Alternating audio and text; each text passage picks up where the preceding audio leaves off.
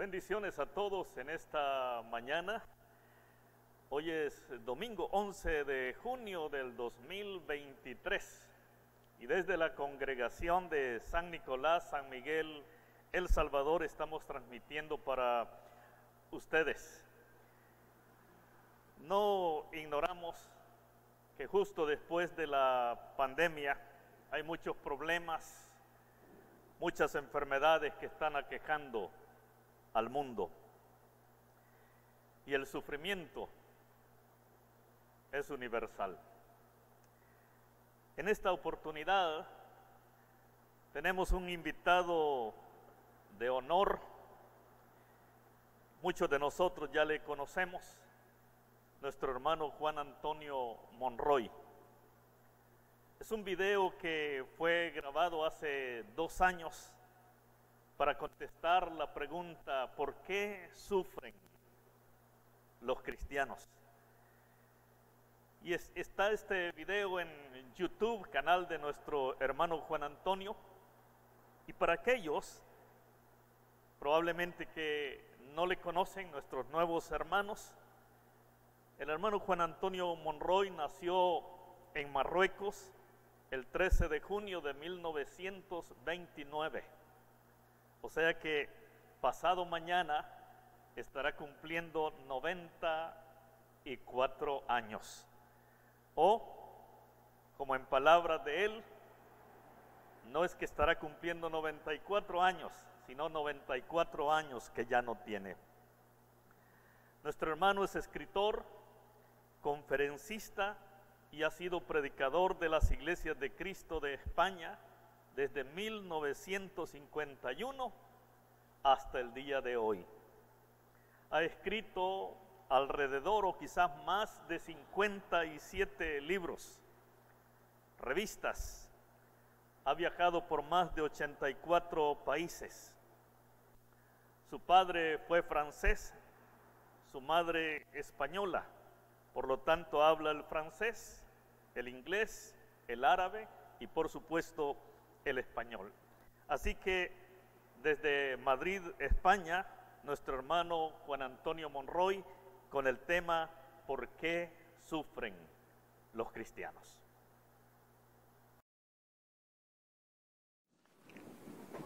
Hola, soy Juan Antonio Monroy. Hoy tenía que estar hablando en la iglesia nuestra en Madrid, pero debido a las circunstancias es imposible hacerlo. En su lugar estoy grabando este vídeo. Estoy en mi casa. Delante de mí tengo a Juanjo, que está manejando el equipo de grabación, y lo veo con la mascarilla más grande que he visto por televisión en Madrid. Una mascarilla que él se ha hecho de un gorro que tenía el hijo cuando andaba en la moto. Pero está bien. Juanjo está manejando los equipos de grabación. He leído de todas las denominaciones la misma frase: las iglesias están cerradas. Están cerradas. Están cerrados los locales. Las iglesias no. Los locales se componen de piedras muertas, de ladrillos, de cal, de cemento. Las iglesias se componen, según San Pedro, de piedras vivas. La iglesia no está cerrada.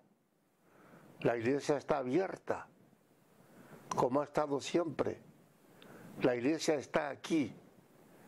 ¿Qué más da si tú asistes hoy a tu local de cultos o en tu casa pones este vídeo para enterarte un poco del tema? No voy a hablar del coronavirus.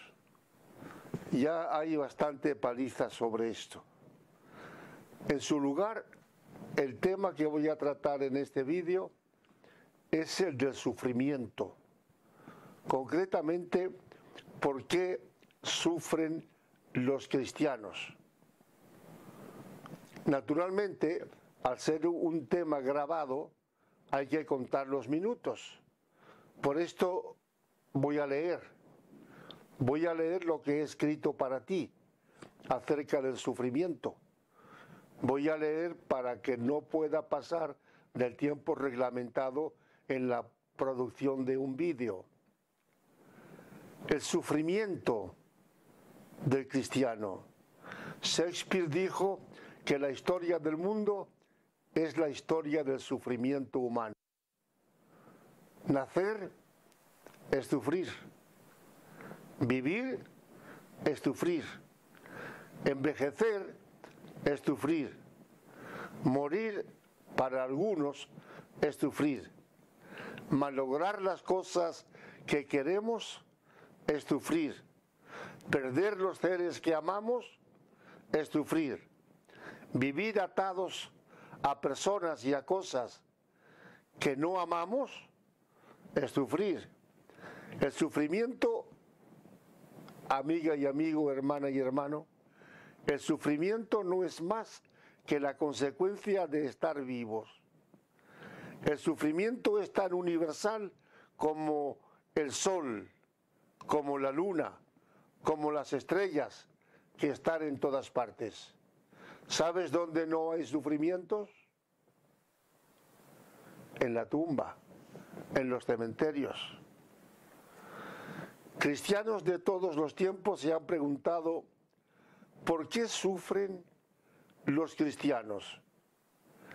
Esta pregunta es tan antigua como la humanidad misma. Si la conversión a Cristo fuera una garantía para evitar el sufrimiento, las ciudades grandes y los pueblos pequeños estarían llenos de templos religiosos porque a nadie le gusta sufrir. Es decir, si el ser cristiano significara no sufrir, la gente se bautizaría para no sufrir en la tierra, no para salvarse en la otra. La primera vez que Dios habla del sufrimiento, lo hace en el caso de Adán y Eva, después de la tentación y de la caída en el huerto de Edén. A la mujer le habla del sufrimiento físico, el sufrimiento de la maternidad, el sufrimiento de la vida conyugal y familiar. Al hombre le habla del sufrimiento en la tierra, del sufrimiento del trabajo, del sufrimiento de la vida hasta que vuelva de nuevo al polvo de la tierra de donde era y llegue al futuro eterno con Dios. Hay que tener en cuenta, y esto es importante, que Adán y Eva no eran ateos. Creían en Dios, aunque fueran creyentes desobedientes. No hay un solo lugar en la Biblia donde se diga que un cristiano no puede o no debe sufrir. Te pongo el ejemplo de David.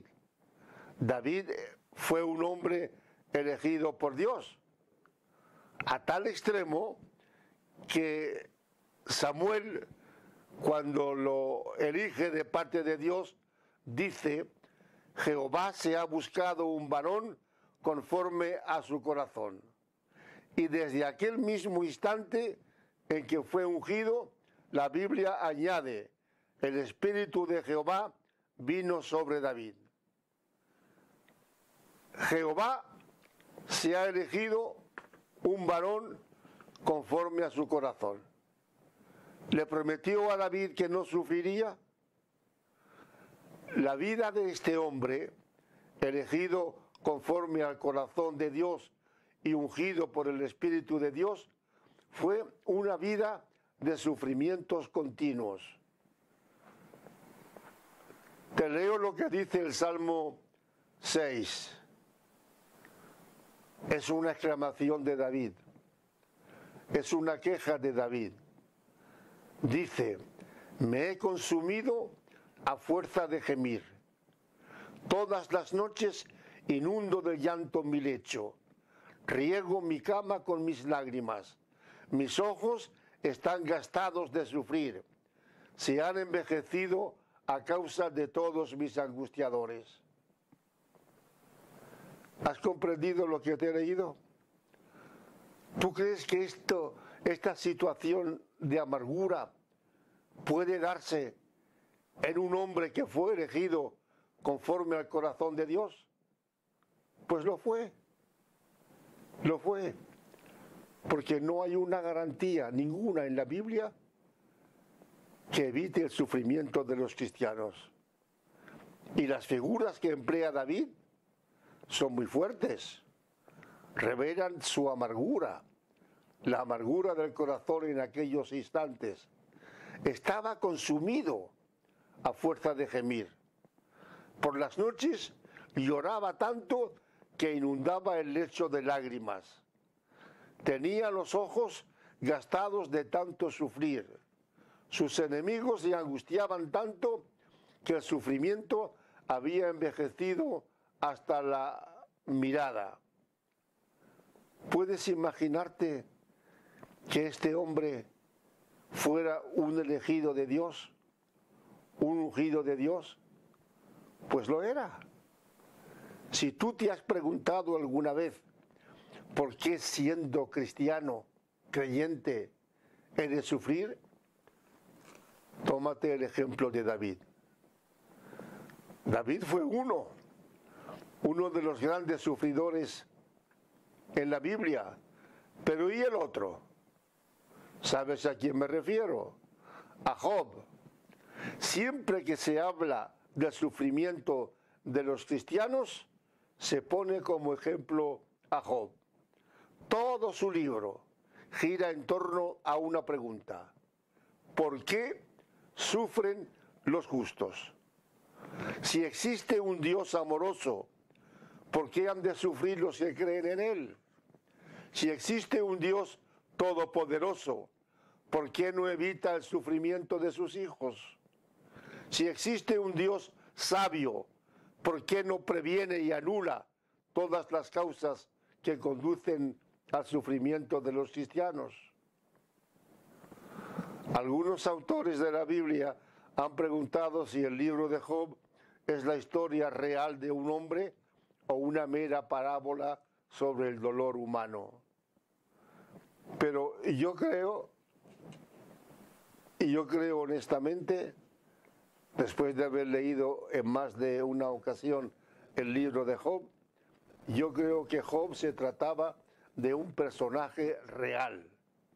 ¿Sabes en qué me baso? En el versículo 1 del libro. Hubo en tierra de Uz un varón llamado Job. El nombre no se encuentra en ningún otro lugar de la Biblia. El hecho de indicar de dónde procedía Job ya muestra que se trataba de una persona real, una persona de carne y hueso, no un personaje mitológico.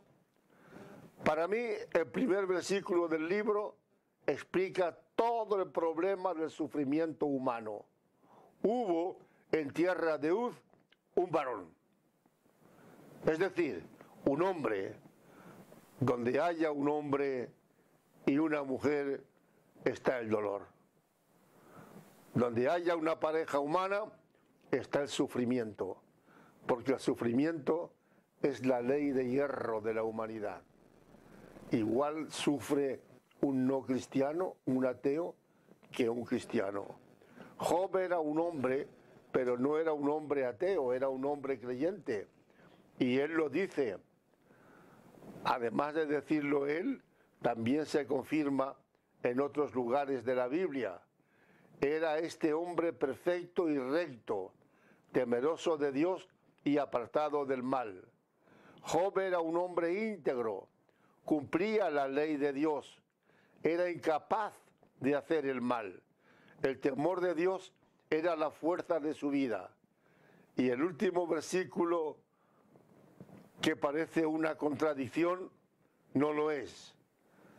Dice así la Biblia: Job era un hombre de corazón recto, de manos limpias, de oración pura, y sin embargo, este hombre de corazón recto, de oración pura, de manos limpias, este hombre sufre hasta el punto de desear la muerte.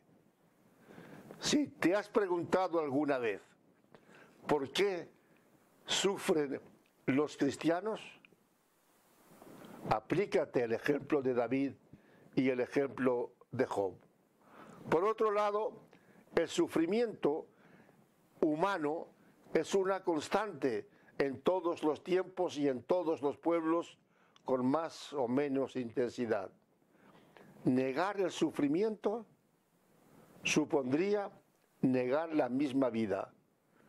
El filósofo ruso Nicolás Berdyaev dice que el sufrimiento es el principal obstáculo para la fe en Dios y el argumento más importante en favor del ateísmo. Porque los ateos se han preguntado muchas veces por qué una persona que cree en Él tiene que sufrir. Simplemente porque el sufrimiento, como he dicho antes, es una consecuencia de estar vivos. Dios no promete en ningún lugar de la Biblia, promete Dios que el cristiano se va a librar del sufrimiento. Dice Génesis que el primer hombre fue hecho de la tierra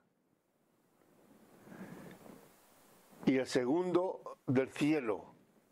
Y añade, cual el celestial, tales también los celestiales. Y así como hemos traído la imagen del terrenal, traemos también la imagen del celestial. ¿Cuál es la imagen del terrenal? La tierra, la carne, el sufrimiento. ¿Cuál es la imagen del celestial? El consuelo a ese sufrimiento. Mediante la conversión, la persona entra a participar de la condición gloriosa del hombre celestial. Pero esta condición se vivirá en su plenitud cuando después de la muerte hayamos llegado a las moradas eternas. Aquí en la tierra, hermana y hermano, no te aflijas. No te aflijas por tu dolor. Aquí en la tierra todos somos terrenos, porque somos hijos de Adán. Todos, creyentes y ateos, nos desenvolvemos con la imagen del terrenal. Y el terrenal, Adán, proyecta en nosotros la imagen del dolor, del trabajo, de la lucha, del sufrimiento, de la muerte. Los sufrimientos físicos y morales, a menudo que atribuimos a Dios, son presentados por el ateísmo como una causa para negar su bondad, su amor y su omnipotencia. Pero pregunto, ¿por qué ver en Dios y no en el ser humano el origen del sufrimiento físico y moral? El pecado de Adán fue como una infección general que afectó a toda la humanidad y es la clave del desorden y el sufrimiento. Al escribir sobre las enfermedades de Job, en otro lugar de este trabajo, dije que las enfermedades son causantes de una gran parte del sufrimiento. Pero las enfermedades mismas, ¿de dónde proceden? En algunos libros de la Biblia y a lo largo de casi toda la Edad Media se contemplaba la enfermedad desde el punto de vista religioso o teológico. En este sentido se consideraba la enfermedad como un castigo de Dios, un castigo al que se culpaba directamente al responsable último, que era Dios. Y aún ahora, con esta epidemia del coronavirus, también hay lugares donde se está diciendo que esta epidemia es un castigo de Dios. Mentira, mentira. Dios no tiene por qué castigar con enfermedades. Dios castiga el pecado, no castiga la enfermedad. ¿Por qué hemos de implicar a Dios en nuestras enfermedades? ¿Por qué cuando estamos enfermos preguntamos a Dios, ¿por qué me mandas esta enfermedad? Dios no te la ha mandado. Tú la has originado, o al menos la has permitido.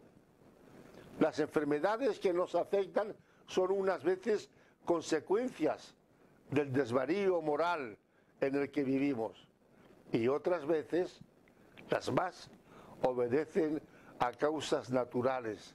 Simplemente estamos vivos, somos parte de una humanidad viva y esa humanidad nunca se ha librado ni se librará del sufrimiento hasta que llegue el camino a la eternidad. Lo que es nacido de la carne, dijo San Juan, lo que es nacido de la carne, carne es. La alteración de la salud que experimenta el enfermo y que a veces le lleva a la muerte, obedece simplemente a que somos eso, somos carne, somos persona, somos naturaleza humana. Los ángeles no sufren, pero nosotros no estamos hechos de trozos de alas de ángeles. Estamos hechos de carne, de sangre, de huesos. Somos seres físicos, carnales. Y la idea de que Dios interviene en las enfermedades de los hombres lleva a algunas confesiones evangélicas a pedir con insistencia la curación de los enfermos. No creas que desvarío, no. Sé lo que estoy diciendo. Sé que Dios pide en la Biblia que oremos por los enfermos y hemos de hacerlo. Pero ¿cómo orar? ¿Como se hace en algunos círculos evangélicos? ¿Exigiendo a Dios que cure? Señor, cura, cúrame. Señor, sana a mi hermano. Señor, sana a mi hijo. ¿Es lógico exigir a Dios que cure a un enfermo? Dice la Biblia, y lo repito, que oremos por los enfermos. ¿Pero cómo? Aquí viene la oración más hermosa de Cristo que tenemos en el Nuevo Testamento. No es la de Juan 17 sobre la unidad. Es aquella oración donde Cristo dice en el huerto de Getsemaní, que pase de mí esta copa, pero no se haga mi voluntad sino la tuya. Cuando dice la Biblia que oremos por los enfermos, hemos de orar de esta manera. Si es posible, Señor, que pase de mí esta enfermedad. Pero si no es posible, que no se haga mi voluntad, sino que se haga la tuya. Desde Adán en el Génesis hasta Juan en el Apocalipsis, todos los grandes hombres de Dios padecieron enfermedades, vivieron enfermos, y a pocos de ellos curó Dios, si es que curó a algunos, no lo sé. ¿No sufrió Abraham? ¿No sufrió Isaac? ¿No sufrió Jacob? ¿No sufrió José? ¿No sufrió Moisés? ¿No sufrió David? ¿No sufrió Job? ¿No sufrieron los profetas? ¿No sufrió Pablo, que se quedó solo después de tantos años de ministerio? ¿No sufrió Timoteo? ¿No han sufrido a través de los siglos legiones de personas cristianas, realmente cristianas, a causa de sus enfermedades? Y Dios no evitó esas enfermedades, no evitó el sufrimiento. ¿Por qué? ¿Qué sé yo? Posiblemente porque tal vez se sirvió de ellos para purificarnos y hacernos mejores. ¿Sabes quién fue en la Biblia la persona más sufrida? El sufrimiento por excelencia. Si tú lees la Biblia, lo sabes. El sufridor por excelencia fue Cristo. Pablo dice que Dios no escatimó a su propio Hijo, sino que lo entregó por todos nosotros. ¿Y dónde lo entregó? Pues lo entregó a un mundo humano. Lo entregó entre seres que estaban destinados al sufrimiento. Cuando el padre se despoja del hijo, sabía que lo enviaba a un lugar donde el hijo iba a sufrir. No sufrió. ¿Y de qué manera? Léete los evangelios. El anuncio temprano de los sufrimientos de Cristo aparece en el evangelio de Lucas, cuando el profeta Simeón anuncia a María que una espada traspasaría su alma. Era una forma de hablar del sufrimiento, porque el alma no puede ser atravesada por una espada. Cristo fue el más grande de los sufridores, pero nosotros tenemos también las promesas de Cristo. El problema del sufrimiento que angustió y angustia a tantas personas en nuestros días tiene una solución en el Nuevo Testamento. La tiene. Búscala. El que busca halla, dijo el Señor. Los lamentos de Job, de David, de Jeremías, del Eclesiastés, todos estos lamentos pierden un sentido trágico en la nueva enseñanza, en Cristo. Cristo dijo: bienaventurados los que sufren y son perseguidos, y los invita a sobreponerse con alegría a los sufrimientos. Y añade, escúchame bien, bienaventurados sois cuando por mi causa os vituperan y os persigan y digan toda clase de mal contra vosotros mintiendo. Gozaos y alegraos. Este es mi mensaje en este vídeo que me está grabando Juanjo. Gozaos y alegraos, porque vuestro galardón es grande en los cielos, porque así persiguieron a los profetas que fueron antes de vosotros y así sufrieron. Y la experiencia de Pablo, te la leo. Pablo dice en Romanos: tengo por cierto, qué versículo tan alentador para nosotros, tengo por cierto que las aflicciones del tiempo presente no son comparables con la gloria venidera que en nosotros ha de manifestarse. ¿Cuánto tiempo llevas sufriendo? ¿Días? ¿Semanas? ¿Meses? ¿Años? Pues la Biblia te dice que esos sufrimientos tuyos de ahora no son comparables con la gloria venidera que te espera en la eternidad.